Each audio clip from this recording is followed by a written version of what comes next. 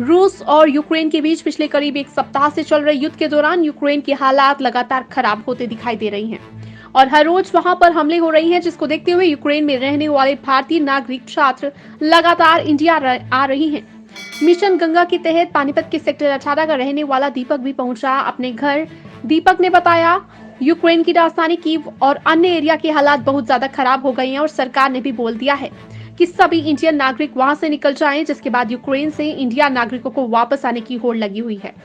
अपने घर वापस लौटे दीपक ने बताया कि ईस्टर्न यूक्रेन के हालात बहुत ज्यादा खराब हो चुके हैं और वहां पर रहने वाले सभी इंडियन छात्र डरे हुए हैं। उन्होंने बताया कि वह वेस्टर्न यूक्रेन में एमबीबीएस की पढ़ाई कर रहे थे। वहां के हालात नॉर्मल हैं, जिसमें उन्हें इंडिया लाने की बात कही गई तो उनके साथ उनकी दोस्ती में इंडिया के पढ़ने वाले सभी छात्रों ने बोला कि हम सभी यहाँ से नहीं जाना चाहते हैं। पहले आप ईस्टर्न यूक्रेन में पढ़ाई कर रहे छात्रों को बॉर्डर की ओर लेकर जाओ, उनका सही सलामत इंडिया पहुंचाओ, उसके बाद हमें यहाँ से निकाल लेना। और वह लगातार सरकार से मांग कर रही हैं कि सरकार द्वारा वह ईस्टर्न यूक्रेन में पढ़ने वाले सभी छात्रों को जल्द से जल्द सुरक्षित उनके घर तक पहुंचाया जाए। साथ ही उन्होंने कहा कि सरकार ने थोड़ी देर तक कर दी, जिसके चलते इंडियन छात्रों को परेशानियों का सामना करना पड़ रहा है। अगर सरकार समय रहते हैं इंडियन छात्रों को यूक्रेन से निकाल लेती तो उन्हें परेशानियों का सामना नहीं करना पड़ता। हालांकि उन्होंने कहा कि सरकार द्वारा अब जो कदम उठाए जा रहे हैं वह कदम बहुत अच्छे उठाए जा रहे हैं और लगातार इंडियन छात्र अपने घरों पर सुरक्षित लौट रहे हैं। सर, मैं कल अपने घर पहुंचा था और यूक्रेन का जो ईस्टर्न पार्ट है वहाँ हालात तो बिल्कुल नाजुक है। जिस तरह कीव है, लुहांस्क है, निप्रो यूनिवर्सिटी है, उधर ज़्यादा हालात बिल्कुल ही नाजुक कह सकते हैं हम। जिस तरह खार्किव में भी फिलहाल 3 से 4 हज़ार बच्चे फंसे हुए हैं, लेकिन हम वेस्टर्न साइड में थे, उजोड सिटी में, तो वहाँ बिल्कुल नॉर्मल थी कंडीशन। वहाँ कोई अभी तक किसी भी तरह कोई खतरा नहीं था और इनफैक्ट अभी भी नहीं है। कैसे पहुँचे आप? किस साधन व्यवस्था की गई? जी सर, वहाँ पे यूनिवर्सिटी से और बॉर्डर तक हमें हॉस्टल मैनेजमेंट ने लेके गए, वो हमें बस के थ्रू। और आगे जैसे हम बॉर्डर क्रॉस करते हैं तो वहाँ एम्बेसी बसेस वगैरह रेडी मिली थी हमें, वहाँ से मेरे रिपोर्ट ले जाया गया, वहाँ खाने पीने का प्रॉपर मिला हमें। जी सर। कौन से बॉर्डर से निकले? हम निकले सर जोहानी बॉर्डर से, हंगरी कंट्री के वहाँ। जी सर। और परिवार वाले से आपकी बातचीत होती रहती थी? जी सर, रेगुलर कांटेक्ट में थे, किसी से मेरा कोई कांटेक्ट नहीं टूटा था। मैं जैसे भी कहीं पे बसें वगैरह रुकती थी या फ्यूलिंग के लिए रुकती थी, मैं वाईफाई कनेक्ट करके घर वालों को इन्फॉर्म कर देता था। परिवार वाले बता रहे हैं कि आप आना ही नहीं चाहते थे इस क्राइसिस के अंदर भी? जी सर, जी वहाँ हम बिल्कुल बॉर्डर के पास से ही बैठे थे। पहले कीव और खार्किव जैसे यूनिवर्सिटी से बच्चों को निकालना जरूरी था, तो हमारी यूनिवर्सिटी से हॉस्टल से कोई भी बच्चा नहीं आना चाहता। वो सब कह रहे थे पहले उनको निकाला जाए। अपने साथियों की सोचती है, इंडिया के सभी रहने वाले एक परिवार मान के चल रहे थे सभी? जी सर, बिल्कुल सब एक दूसरे के साथ थे और किसी तरह कोई वो नहीं था भेदभाव या कि वो दूसरी स्टेट से, वो नहीं, सब एक साथ निकले, सबको ये था। यूनिवर्सिटी ने आपको जिम्मेदारी दी थी कि नहीं, जिम्मेवारी सर जिस तरह हॉस्टल मैनेजमेंट जो होता है, वहाँ हॉस्टल में हमारे 3-4 सर हैं, अभी सर बलकन एंड अमरीक, तो वो जिस तरह वो लिस्ट बनाए थे तो उनके एक तरह से हेल्प की थी मैंने, क्योंकि मैं जो फर्स्ट ईयर स्टूडेंट से तकरीबन सबसे मेरा कॉन्टैक्ट था, तो उन्होंने मेरे को वहाँ साथ बिठा दिया सबका लिस्ट वगैरह बनवाने के लिए, ताकि जल्दी काम हो जाए। सरकार के बारे में क्या कहेंगे? सरकार किस स्टेप से आप कितना एग्री करते हैं कि उनके ठीक स्टेप थे या उन्होंने लेट किया? सरकार मदद की कि नहीं की? सरकार ने थोड़ा लेट किया, लेकिन अब फिलहाल जो कर रहे हैं अच्छा कर रहे हैं, स्पीड से कर रहे हैं काम। और जिस तरह जैसे हम एम्बेसी के पास, गवर्नमेंट के एम्प्लॉयज़ के पास जैसे पहुँचते हैं, उसके बाद हमें कोई दिक्कत नहीं आती। उससे पहले भी दिक्कत तो कुछ नहीं है, क्योंकि हॉस्टल मैनेजमेंट हमारा सारा संभालता है।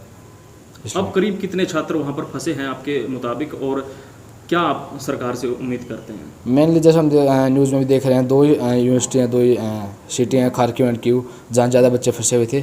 और अभी मेरे फ्रेंड से बात हुई थी अंदर, कीव से वो निकल चुके हैं, काफ़ी तकरीबन सब बच्चे निकल चुके हैं और वो सेफली बॉर्डर तक पहुँच चुके हैं। हालात की बात करें तो क्या हालात हैं फिलहाल? कीव में हालात बिल्कुल ख़राब। वहाँ अभी रशियन जो है फोर्सेज हैं वो किसी भी टाइम कीव पे घेराबंदी करने वाली है, और उधर अपना खार्किव में लगातार हर 5 मिनट के अंदर बॉम्बिंग हो रही है। यूक्रेन से वापस पानीपत लौटे दीपक के पिता देवेंद्र ने बताया कि पहले तो वह भी अपने बच्चे को इंडिया वापस नहीं बुलाना चाहते थे, लेकिन जब यूक्रेन के लगातार हालात खराब होने लगे तो उनकी चिंता बढ़ने लगी और 2 दिन तक तो वो सोए भी नहीं। अब जैसे ही उनका बेटा घर वापस लौटा तो उन्होंने राहत की सांस ली और उनके चेहरे पर खुशी दोबारा लौट आई। खराब थे, कितनी टेंशन थी और अब कितनी खुशी है? पहले तो बहुत ज़्यादा टेंशन हो गई थी जी, लास्ट 2-3 दिन तक।